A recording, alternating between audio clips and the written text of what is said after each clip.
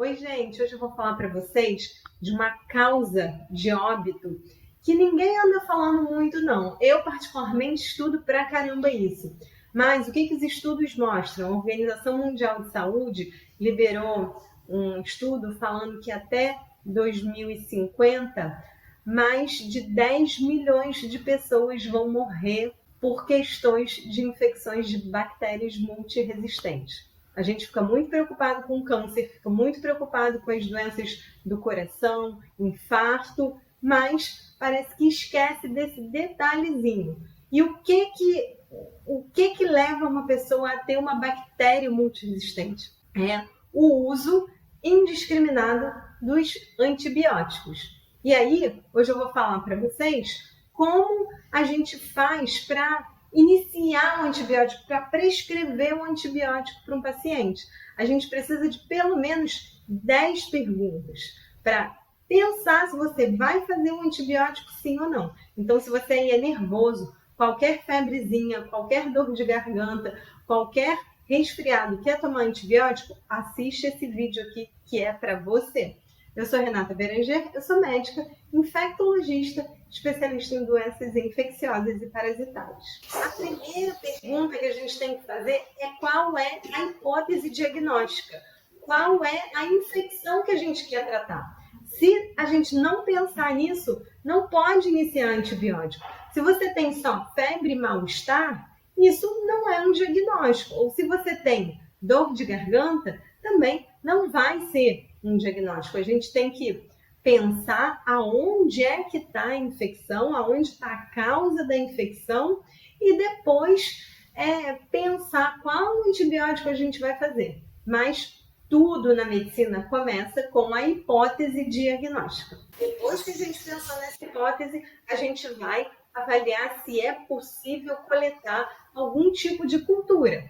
Então, se você está lá com ardência para fazer xixi, por exemplo, e eu estou pensando que isso possa ser uma infecção urinária, eu vou pedir uma cultura de urina. Já se eu acho que é uma pneumonia, eu não vou pedir exame de urina. Eu vou pedir algum exame que tente achar se é ali uma infecção respiratória. Por exemplo, um raio-x. E aí, se a pessoa tiver um pouquinho mais grave, até às vezes cultura do sangue. Mas a gente vai focar no local da infecção. Depois, o médico vai começar a pensar, bom, se ele já sabe qual é a hipótese diagnóstica, se ele já avaliou as culturas, a gente vai pensar quais são os principais micro-organismos responsáveis por aquela infecção. E isso a gente estuda o tempo todo, tem nos livros, tem nos estudos, e aí a gente tem que saber os nomes das bactérias para já começar a pensar em qual tipo de antimicrobiano que a gente vai iniciar. Esses micro-organismos também, como a gente já falou, o sítio de infecção vai ajudar a gente a supor, mas outras características dos pacientes também. Por exemplo, a idade.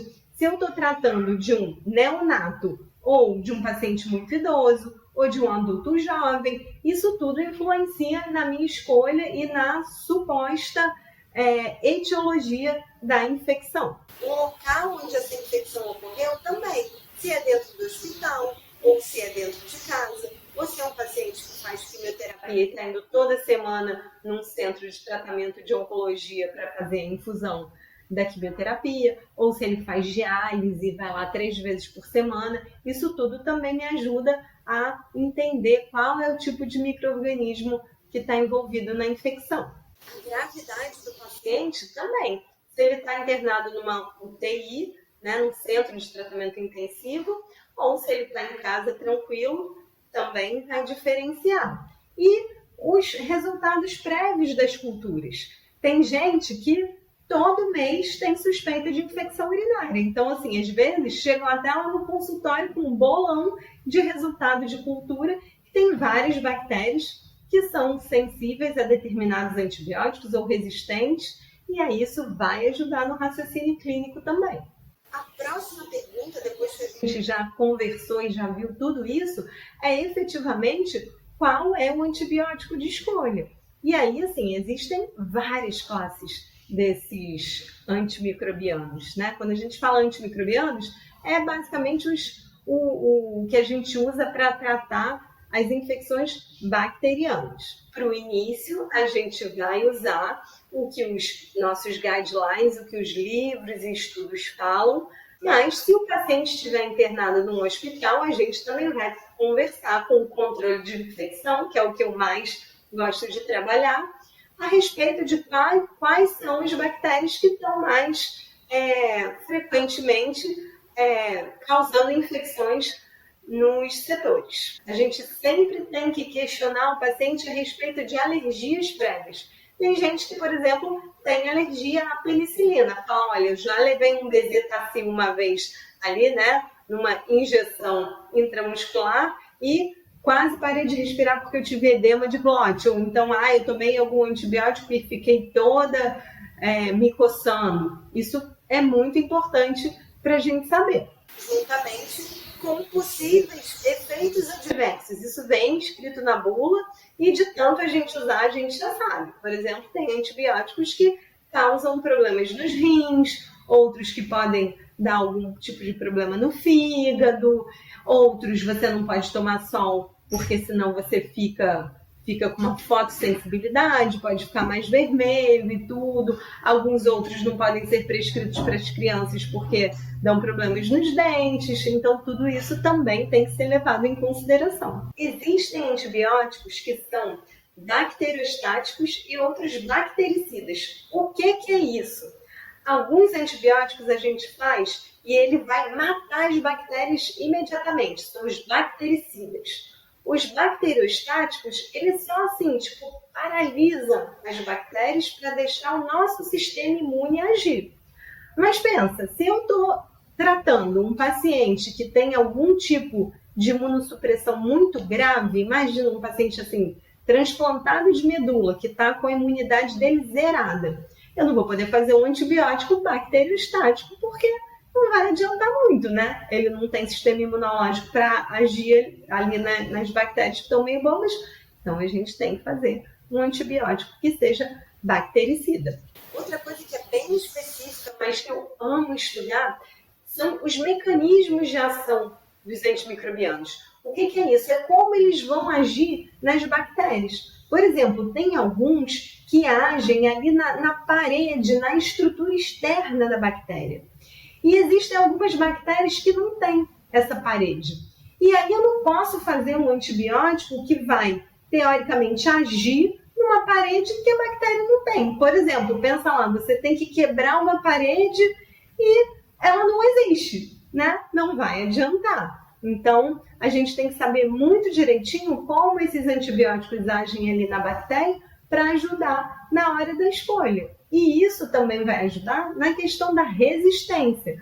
Porque se eu tenho um antibiótico que tem um determinado mecanismo e eu sei que essa bactéria já está resistente a isso, eu não vou poder usar outros antibióticos que ajam ali da mesma maneira. Continuando ainda pensando na escolha desse antibiótico, eu tenho que pensar como ele vai ser distribuído no organismo do paciente, no momento que eu apliquei ou que ele tomou. E aí vem outra questão, né? Qual a via de administração? Eu posso fazer via oral, intramuscular, ou colírio, ou tópico, pomadinha, tem vários tipos. E como isso vai ser distribuído ali, dependendo, claro, né, se é uma infecção grave, se não é. A questão do custo também é muito importante, porque eu não posso achar que eu vou prescrever um antibiótico super caro e se a pessoa não tiver dinheiro, não vai adiantar, né? Então, a gente leva em consideração.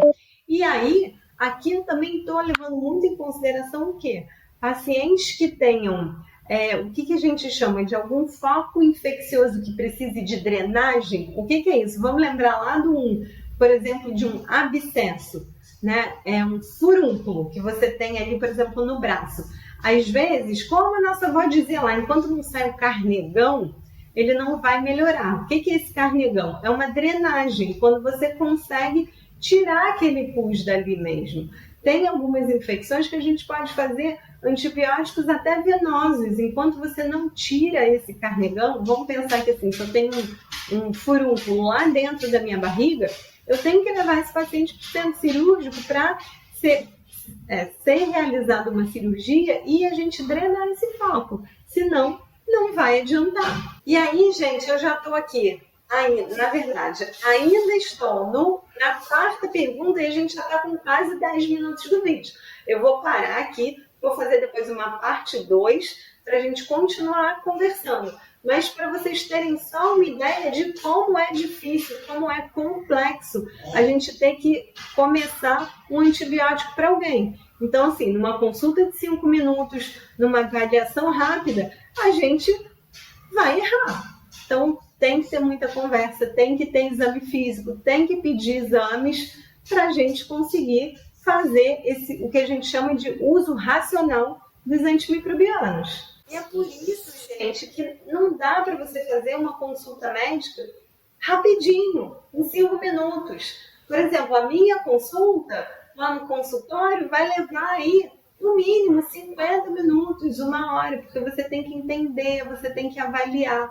Obviamente, se a pessoa chega gravíssima lá na emergência, o médico não vai ficar 1 hora, mas na emergência é uma coisa mais rápida, mas por quê? Porque é um caso ali de vida ou morte. Agora, no consultório, a gente tem um pouquinho mais de tempo para conseguir entender e sempre prescrever o melhor antibiótico pelo menor tempo possível. Num outro vídeo eu vou continuar esse assunto, que é um assunto bacana. Deixe aqui os seus comentários se você já usou antimicrobiano, se você já teve algum efeito colateral ou se você tem alguma dúvida. Obrigada e até a próxima!